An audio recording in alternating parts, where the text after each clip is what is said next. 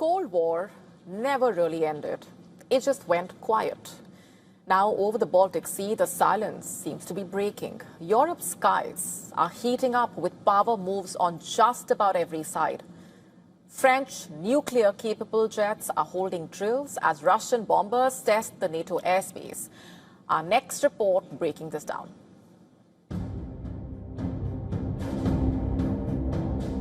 The Baltic Sea has been transformed into a supersonic chessboard. French Rafale fighters have arrived in Poland to simulate forward deterrence missions. The military drills will be held over the Baltics, involving Rafale fighter jets equipped with nuclear warheads, which will simulate strikes on targets in Russia and Belarus. For Paris, it is about providing the nuclear umbrella that can reach the alliance's eastern edge. For Warsaw, it is about cementing a new layer of regional security. Poland, which doesn't take part in the U.S. nuclear sharing program, is interested in firming up European deterrence against Russia. France is the only European Union nation which has nukes. Apart from France, UK has nukes, but it's no longer part of EU. Together, on paper, they have far lesser nuclear warheads than Russia.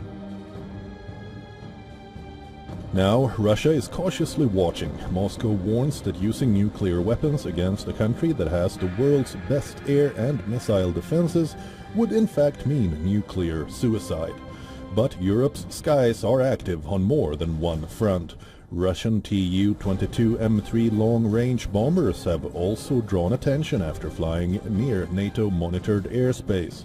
These aircraft, built for long-range strike roles, remain a visible part of Russia's strategic air power and often feature in patrol and readiness missions.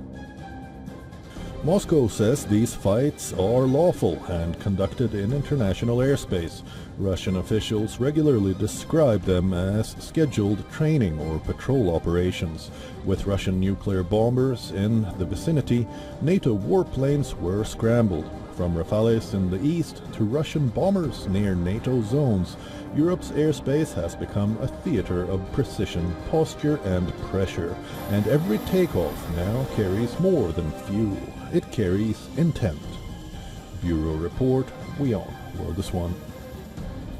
And the churn within the Pentagon continues. After spending just over a year in office, the U.S. Navy Secretary was ousted, and now reports have indicated how he may have paid the price for speaking truth to power.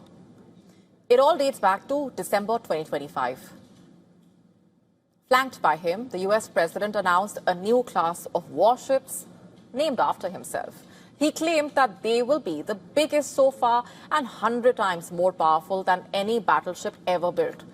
And he added that these ships built domestically would be equipped to carry hypersonic and extremely lethal weapons.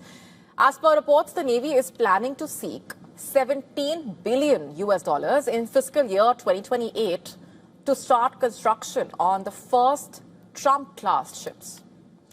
However, reports suggested that the U.S. shipbuilding industry does not have the capacity to actually build a technologically advanced battleship, which Trump was seeking in the next few years.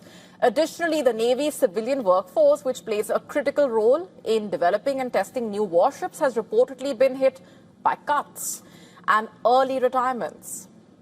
And when it became clear to the U.S. Navy Secretary that the U.S. does not have the ability to actually deliver on this front, he reportedly suggested to Trump that the Navy might have to rely on European shipyards to build the battleships. As per reports, the U.S. President rejected that suggestion, reports indicating that Trump's frustration over handling of this project increased over a period of time. Also, the U.S. Secretary of War reportedly told Trump that he is not a team player, the ex-Navy Secretary, that he is not a team player and needed to go, as per Trump. Speaking to the media, Trump confirmed differences with his ex-Navy Secretary over the pace of the shipbuilding. He had some conflict with, not necessarily Pete, with some other, he's a hard charger, and he had some conflicts with some other people, mostly as to building and buying new ships. I'm very aggressive in the new shipbuilding, and somehow he just didn't get along with it. Now, this is not the first ambitious project of Donald Trump which has not delivered results. For instance, the launch of the Trump Gold Card program last year, it basically aimed to allow non-citizens to get residency status by paying a processing fee of $15,000 and a contribution of $1 million after undergoing a background check. However, only one gold card reportedly has been approved so far, even though the U.S. claimed hundreds had applied. Since the beginning of his second term in office, Republican lawmakers have tried to flatter Trump by moving bills which propose a number of things, ranging from adding his face on $100 banknote to carving his face into Mount Rushmore. Trump himself has been on a self-naming spree. For instance, in December last year, John F. Kennedy Center for Performing Arts and U.S. Institute of Peace building in Washington were renamed after him. He even reportedly demanded that the Washington International Airport and New York's Penn Station be renamed after him in exchange for releasing federal funds for a vital rail tunnel project. Meanwhile, Trump has been awarded with Israel's highest civilian honor. This is known as the Israel Prize. This award is basically given for a special contribution to the Jewish people. It was announced by Israel's education minister, who praised Trump's long-standing support for Israel and his consistent stance against anti-Semitism.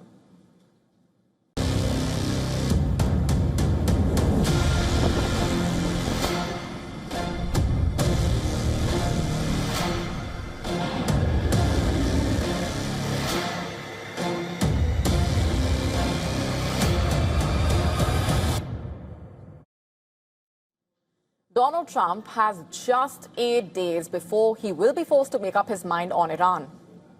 He says he wants to end the unpopular war, but insists that he is under no time pressure to do that. But in reality, the clock is ticking for Trump as he continues to give out his mixed signals. Under the 1973 War Powers Resolution, a U.S. president can only wage war without congressional approval for 60 days. And that deadline expires on the 1st of May. And that is when the 60-day period ends, basically, since Trump formally notified the Congress about the military action. And once that deadline hits, what happens then? Trump will basically be forced into a critical decision, one that could define the future of this conflict. Trump has 4 options, basically, right now. Seek approval from the Congress to continue the war, begin withdrawing U.S. forces, find a temporary legal workaround to extend the operations, or simply just defy the law. But then pressure is building up in Washington, to say the least. Democrats have repeatedly called the war illegal. In fact, the Democrats also argue that the strikes were launched without proper authorization. Even some Republicans previously hinted that they don't want the war to continue beyond the 60-day limit without congressional approval. And this could be a potential turning point in political support for this war as well. But then Trump is continuing to project confidence. Taking to social media, he said, I'm quoting, "I have all the time in the world, but Iran does not. The clock is ticking," quote unquote, he claims. And he said this while maintaining that the U.S. is in no rush to end the war. How long are you willing to wait until you get a unified response? Don't rush me, Jeff. Guys like you want to say, oh, so we were in Vietnam like for 18 years. We were in Iraq for many, many years. We're in for all the, I don't like to say World War II because that was a biggie, but we were 4.5, almost 5 years in World War II. We were in the Korean War for 7 years. I've been doing this for 6 weeks. But then events on the ground are also changing. The fragile ceasefire remains in place. The Iranian foreign minister, meanwhile, is expected to visit Islamabad, Muscat and Moscow to coordinate closely with its partners, reportedly, and consult on regional matters. Iran's state news agency, meanwhile, reporting sounds of air defense firing in western Tehran, while the Mehr news agency earlier reported that the air defense systems were activated in several parts of the capital to counter hostile targets.